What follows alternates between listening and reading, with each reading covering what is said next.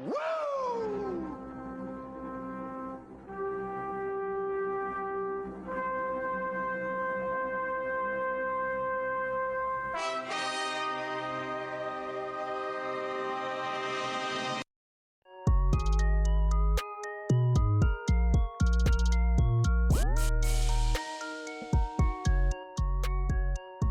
once again.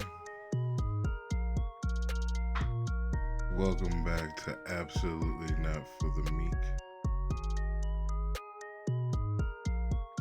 We are going to push forward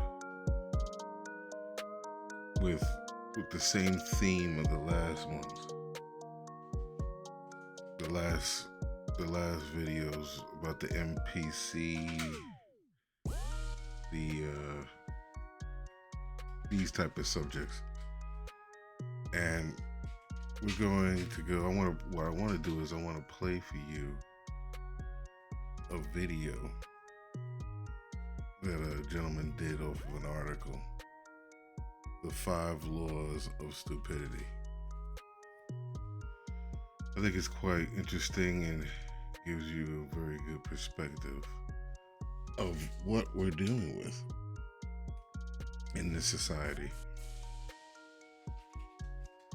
So let's get into it. Let me share the screen.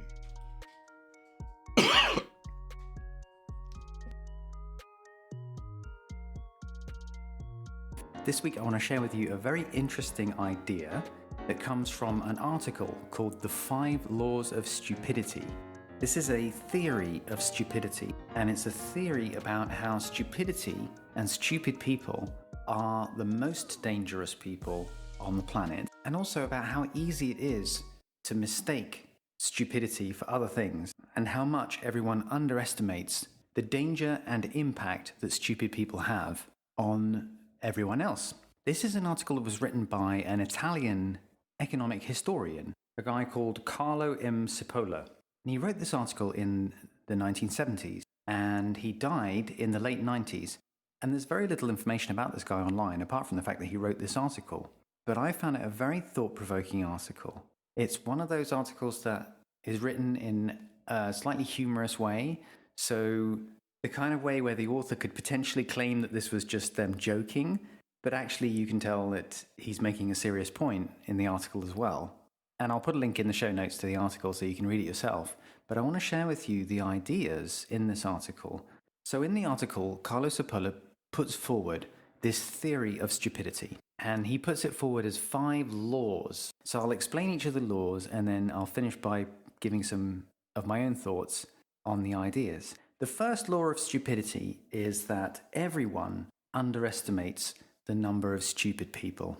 And the idea here is that no matter how many idiots you think you are surrounded by, you are lowballing the estimate. And his argument is the reason that you underestimate how many stupid people there are around you is because you're probably assuming that people are intelligent based on superficial and irrelevant criteria, like their job, their education level, their class, their race, whether or not they're eloquent, and other biases that you may have about assuming that if somebody is a certain way, that means they're not stupid. And he's arguing in this article that you're wrong. Those things are all irrelevant. And that would be absolutely correct. I've met doctors, psychiatric physicians that were all pretty stupid.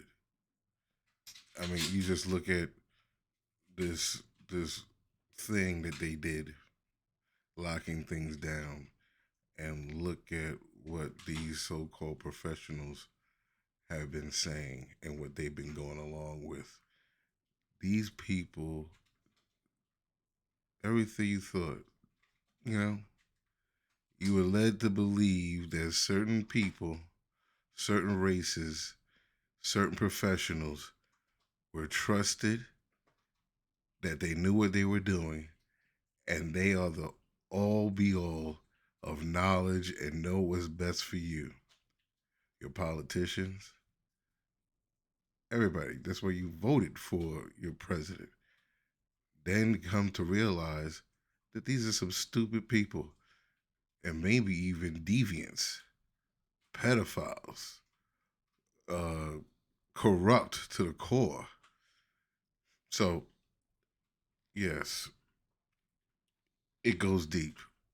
So that brings us on to law number 2 of stupidity, and that is that the probability that a person is stupid is independent of any other characteristic.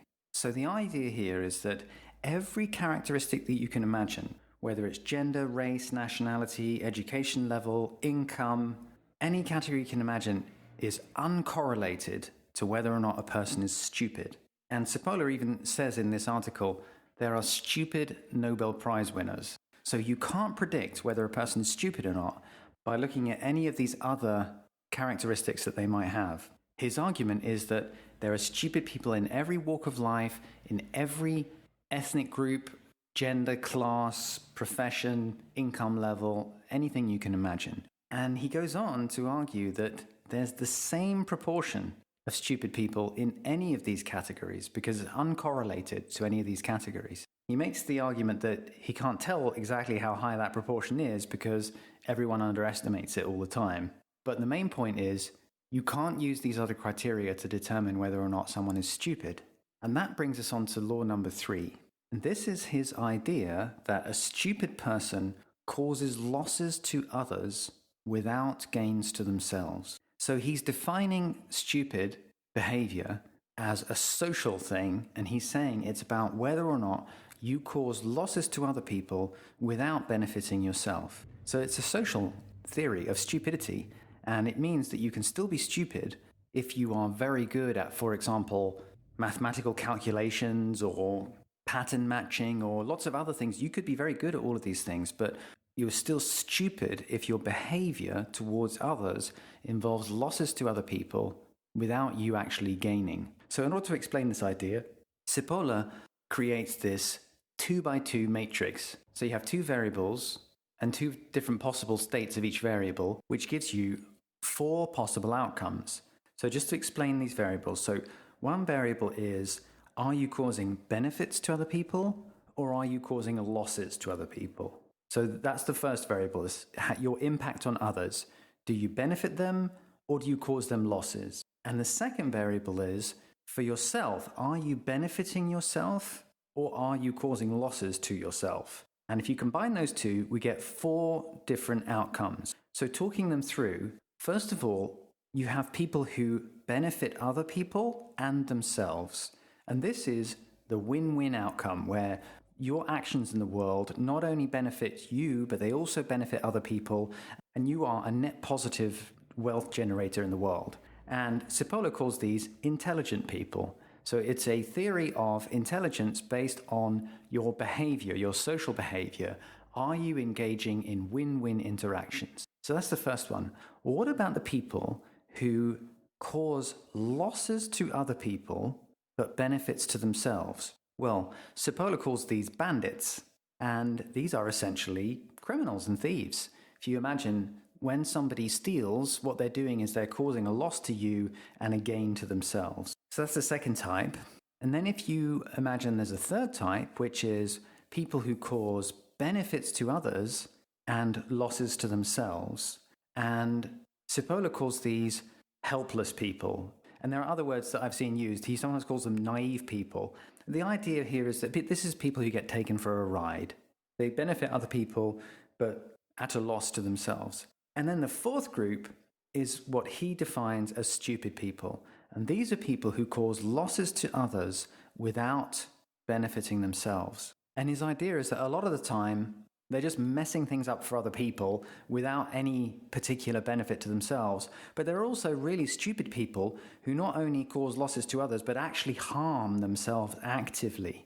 So stupid people are either just messing things up for everyone else without any clear gain, or even messing things up for everyone else and actually harming themselves as well in the process. And that's his theory of stupidity. That's what stupid behavior is. And of course, since this is 4 different outcomes from 2 variables, you can draw one of these 4x4 matrices that entrepreneurs love. And someone's done this. I've put it in the show notes. So you can see if you have on the x-axis loss or benefit to yourself, and on the y-axis, loss or benefit to others, then in the top right-hand corner, you have the intelligent people who benefit themselves and others. Then in the bottom right-hand corner, you have the bandits who benefit themselves but cause losses to others. And then in the top left, you have the helpless or naive people, or sometimes called hapless people, who benefit others but not themselves. And then in the bottom left quadrant, you have the stupid people who harm others and harm themselves. I'll put that graphic in the show notes so you can see it. An interesting part of his law number 3 about defining stupid people is that he also assumes that stupid people are consistent in being stupid. In other words, they go through life constantly causing losses to other people without clear gain to themselves. So it's an interesting idea that he's putting forward, that this is not just one-off behavior. There are people who are basically messing the world up through their stupidity, and they're consistent about it. So law number 4 of stupidity, according to Cipolla, is the idea that non-stupid people underestimate the danger of the stupid. And his argument is that non-stupid people constantly forget that at all times and all places and under any circumstances, to deal with and or associate with stupid people always turns out to be a costly mistake. Absolute facts. These people, you got stupid con men that will get you involved in some type of scam, and then next you know, and be like, yo, this is totally legit. These are stupid people. They will brainwash you. I've noticed this with a narcissist. A narcissist will be talking all type of stuff, Bible.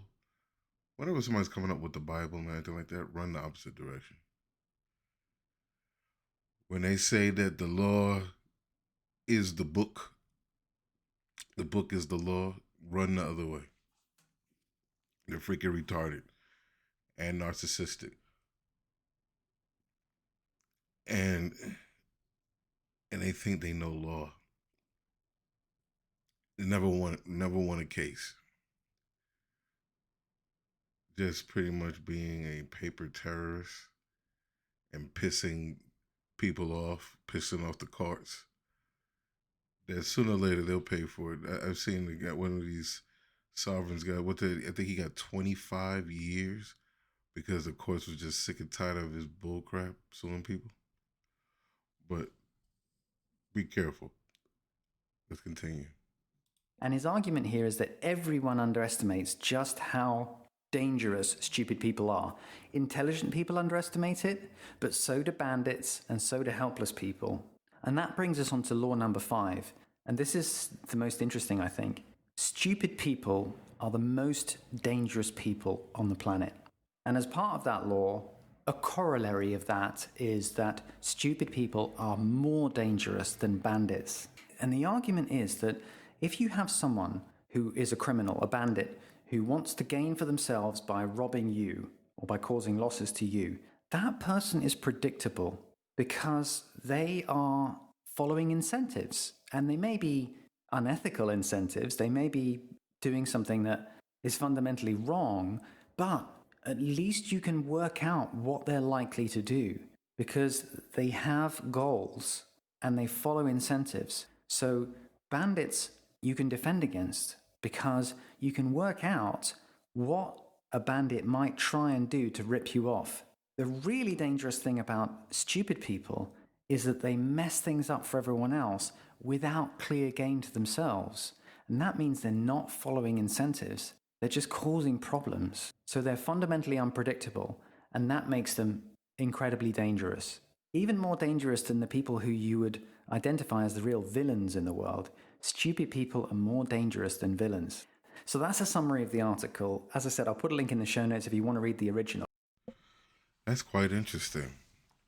That these stupid people are more dangerous than bandits.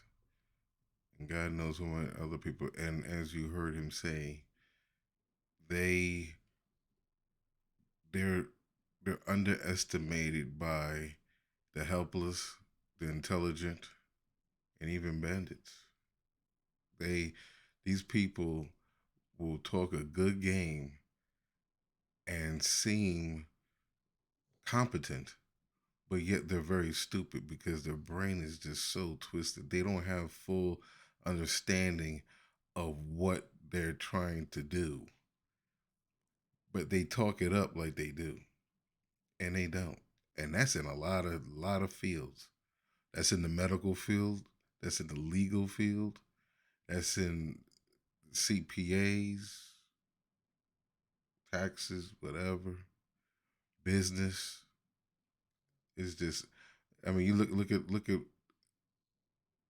the crypto markets, all the scams that's been going on. Those are stupid people, and which they haven't even wasn't even to cover it up. It's so blatant the theft. Just thinking that what you're doing, I'm gonna get away with this if I donate to everybody. I'll just get away with it. And most likely, guess what? They might. They just might get away with it because this guy with the court and he's out on house arrest, and he's at his parents' Malibu mansion or whatever. He's out in California. He went to court in New York, left the state, went out to California, and is chilling in a mansion with an ankle bracelet. That's that's pull. That's paper. This thing will go on for a long time. Shoot, that lady that did something that she could test blood and find out certain ailments or whatever. It was the new miracle techniques, and it was all fraud. And just not too long ago, in 2022, she finally was convicted and put to jail. So be careful out there. Be vigilant and stay away from the stupid NPCs that are roaming around all over the place. I hope that you find some truly intelligent people in your life, and put them in your circle, and you'll work together and build together. Maybe that's what we should do. We should put together something that these people could come together, and we could just get rid of all the NPCs and stupid people, and be done with it. I like in my NPC video where the guy talks about how these people have to go. And if you notice from the meme, which it says something about stupid people are more relevant due to the lockdowns. That's the whole thing. That showed right there that there's a whole bunch of stupid people. And the gentleman said, "Yo, these people got to go." And guess what? They're going. They're going away. They're going away. So I will see you next time. Shalom.